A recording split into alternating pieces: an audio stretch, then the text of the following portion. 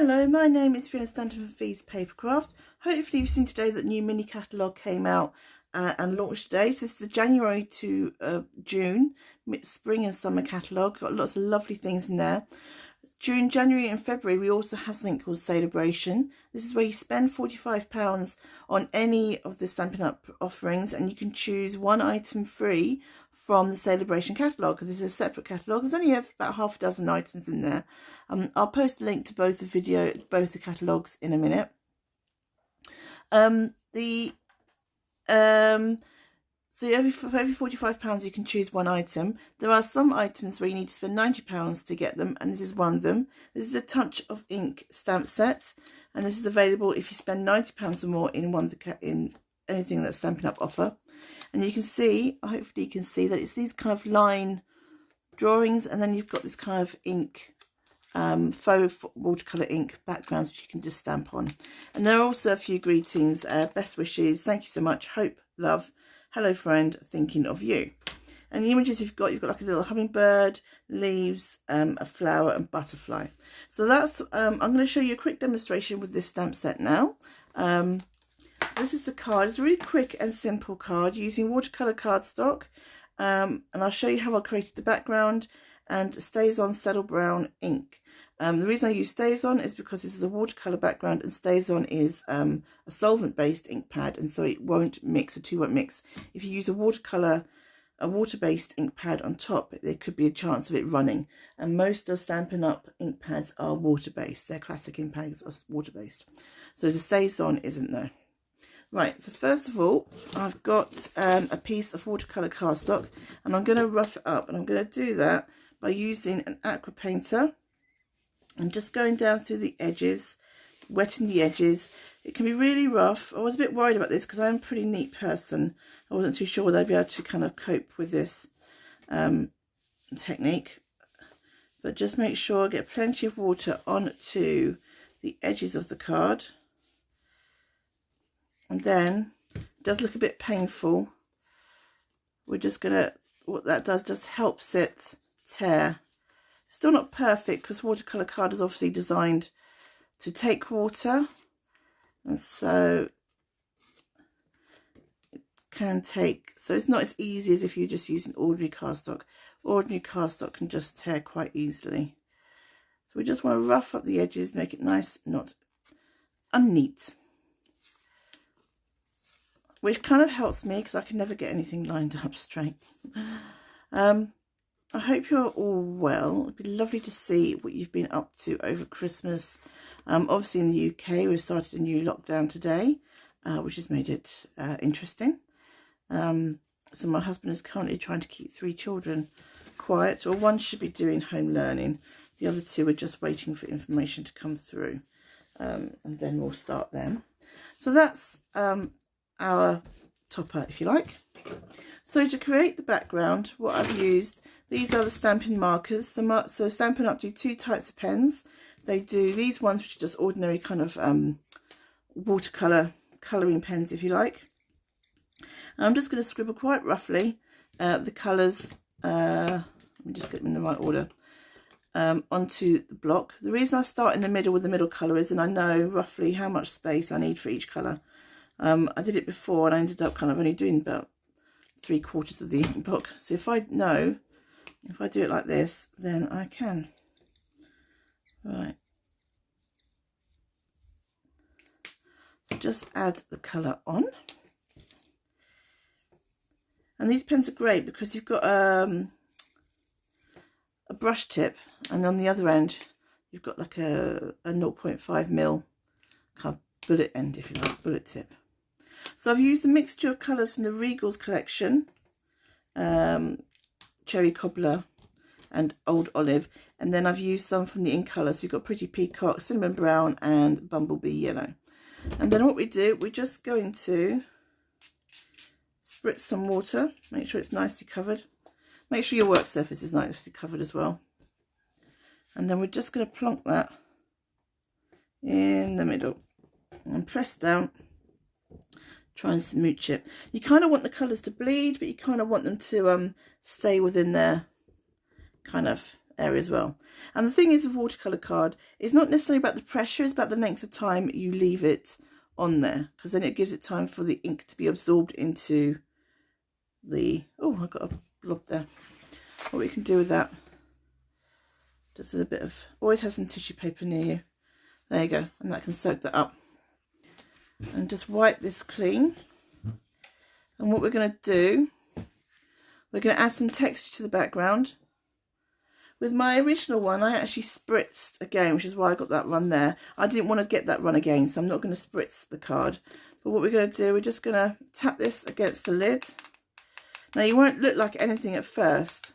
You need to give it a few seconds, and then hopefully you can see that we're getting some kind of watercolour marks in there. And what I'm also going to do, so I'm going to scribble onto the block. Just make sure I've got some water coming through there. And I'm going to do the same thing again, but with some coloured water. And I'm going to try and keep it kind of, so the red is with the red and the orange is with the cherry cobbler. I should use proper names, shouldn't I? Proper names, but never mind. So we've got cinnamon brown next. Just splash that and just adds a little bit of extra texture. Clean the brush off with and the block with just some tissue paper. It's only water really at the end of the day. Doesn't need anything else.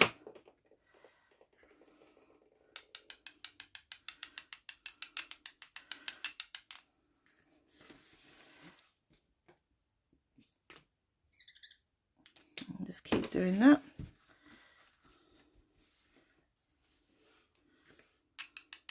So it's a nice, quick and easy card, and I hope you like the technique we're using with it. Just do some nice kind of quick and easy colouring techniques. Sometimes we can get a little bit daunted when we see stamps that need to be coloured. Not that these ones do, because you do have the background colour stamps in, but actually it's quite nice and easy just to do a background wash or background colour.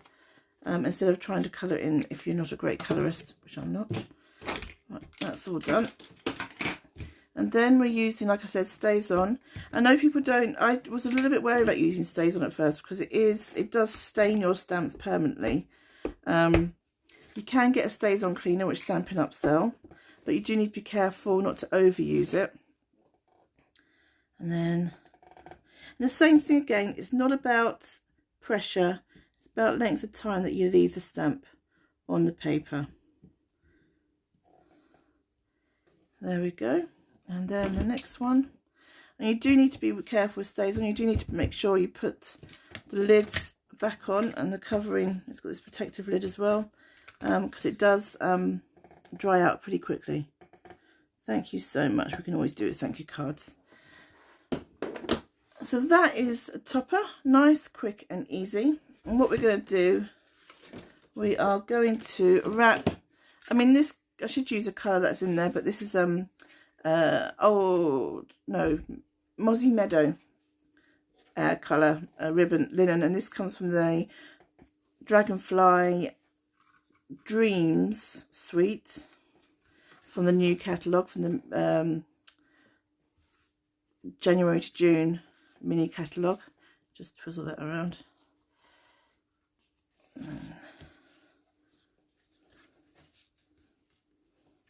And then just add some tape. Oh, I thought I got my tape out. My glue, oh, it's up here. It's hiding. And my scissors. Those are hiding as well. Right. I might cut that a bit short actually. That should do. So I'm hoping, even though I will be homeschooling several children, well, 3, not too bad, that I will be able to do some lives like this, do some just demonstrations like this. I am starting on the first Monday of every month a scrapbooking session, and that's really just to come along with your projects. I've got a Zoom or a video conferencing meeting link, and you work on your projects and I'll work on mine, and we just spent an hour just scrapbooking, getting all those memories down. I'm really bad at scrapbooking, and I do like it. I do like having all those memories around. Alright, so that's just the soft suede mats, and I'm going to add the topper on with dimensionals to give it some lift, because we all like a bit of lift. You don't need to go crazy with dimensionals, that's enough. It's only a small piece. And then obviously you can add whatever greeting you like inside. I tend to leave a lot of mine blank. Just so that when it comes around I can put a different message in, depending on what the circumstances are and what I want to say. There you go. And that is the finished card. That was my original one, and that's the finished one. I hope you like that. Just a very quick and easy card for you. Using one of the Sale-A-Bration items. The Sale-A-Bration items are really great, and like I said, Sale-A-Bration is from January to February only. The mini catalogue will go to the end of June. There will be a second Sale-A-Bration stint around about June time as well, at the end of the catalogue period. So hopefully you can grab some bargains there as well. Check out my YouTube page, and also check out this month's events. We've got a great class coming up. The video calls on the 29th. I'll be making some boxes up on the 15th, so order by then, and I'll be making some boxes up at the end of the month, but obviously it'll be too late for the for you to get the stuff for the video call. And I hope to be able to demonstrate a different card using the same bundle during that video call. So my name's Fiona Stanton. I hope you've enjoyed this quick card, and I hope you enjoy looking through all the catalogue. Thank you very much.